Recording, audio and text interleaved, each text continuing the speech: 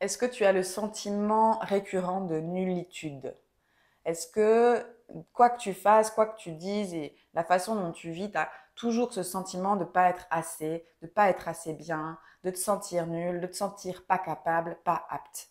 Est-ce que quand on te fait un compliment, tu as du mal à le recevoir, tu as du mal à y croire même? Même si on te fait des compliments et qu'on t'aime, tu as l'impression d'être toujours un mensonge pour la terre entière. Est-ce que c'est compliqué pour toi de te sentir aimé comme tu es et de sentir que tout est OK chez toi, il n'y a rien à changer? Si c'est difficile pour toi, pas de panique. Le sentiment de nullitude et puis le perfectionnisme et puis la sensation de ne pas être assez et le fait de te juger beaucoup et de te critiquer beaucoup, ce n'est pas ton identité. C'est quelque chose qui fait partie de ton système égotique, mais ce n'est pas toi, ce n'est pas ta valeur. Et pour pas mal d'hypersensibles, il y a une confusion entre l'ego, le comportement, la personnalité et la vraie valeur, la valeur intrinsèque de l'être. Cette confusion crée ce sentiment de nullitude. Tant que, en fait, on ne se connecte pas à notre valeur profonde, que notre valeur est intrinsèque à notre existence, on va toujours penser que c'est ce qu'on fait qui nous donne de la valeur. Moi, j'ai porté ce sentiment de nullitude, le sentiment de ne pas être assez bien et de me définir en me jugeant constamment pendant des années. J'ai réussi à avancer malgré ce sentiment. J'ai réussi à mettre en place des choses professionnellement, amoureusement, mais ce sentiment de nullitude et de ne pas être assez bien, il m'a rattrapé tout le temps. Il revenait encore et encore. Et malgré ça, j'ai quand même réussi à avancer. Et il y a plein de personnes qui réussissent à avancer malgré ce sentiment. Heureusement. Sauf qu'à l'intérieur, ça crée vraiment comme une sensation insupportable, difficile, un stress intérieur et même des crises émotionnelles. Et même une sensation toujours de découragement, les montagnes russes émotionnelles. Moi, je me le cachais à moi-même, ce sentiment de nullitude, en m'imposant de tout réussir. Et en même temps, en étant hyper perfectionniste. Je me rendais pas vraiment compte que je faisais ça. C'est arrivé dans ma conscience le jour où j'ai décidé de guérir de ça. Quoi que je fasse, il fallait que ça soit parfait. Quoi que je fasse, il fallait réussir. Et comme ça, je me cachais à moi-même le fait que je n'étais pas complètement OK avec ma valeur, que je pensais que je n'avais aucune valeur. Même je recevais des compliments, mais dès que je recevais une critique, c'est ça qui m'atteignait le plus profondément. C'est ça qui me touchait le plus.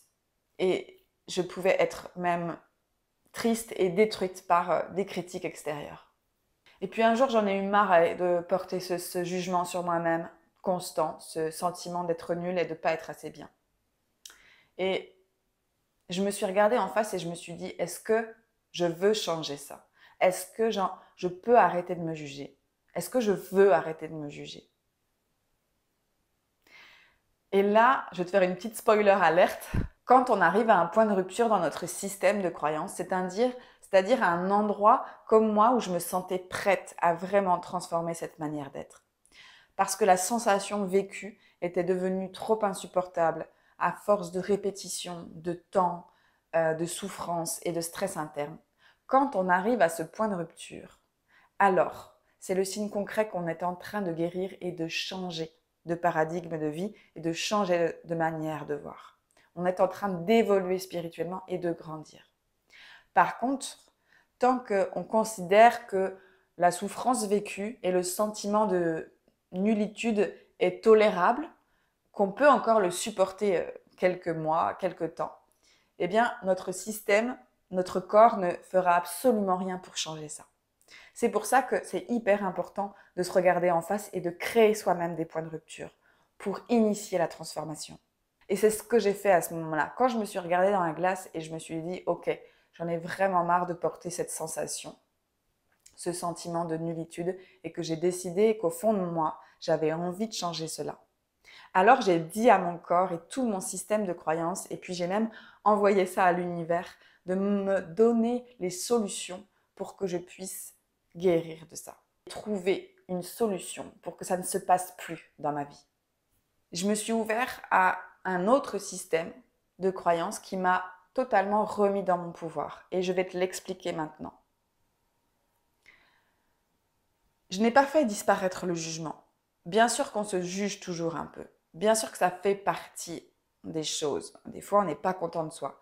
Mais ce qui s'est passé de nouveau, c'est que j'ai pris le gros jugement de moi-même là, et puis je l'ai remis dans mon pouvoir. C'est-à-dire que j'ai utilisé ma force de jugement pour commencer à me servir moi-même.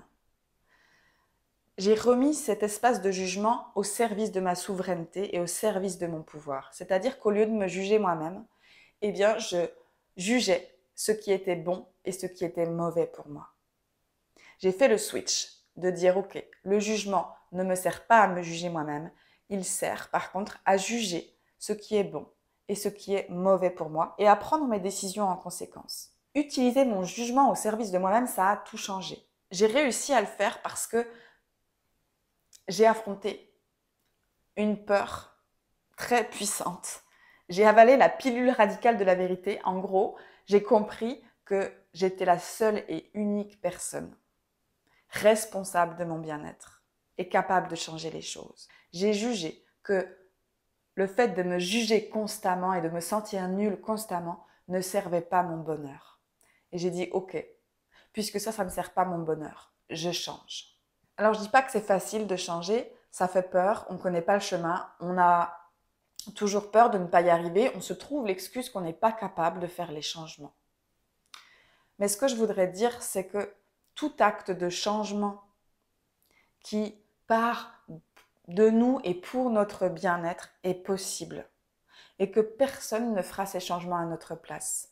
La notion de responsabilité et la notion de changement pour soi et par soi-même, de décider de ça, de se remettre dans son pouvoir, c'est beaucoup plus vitalisant et beaucoup plus nourrissant pour l'âme.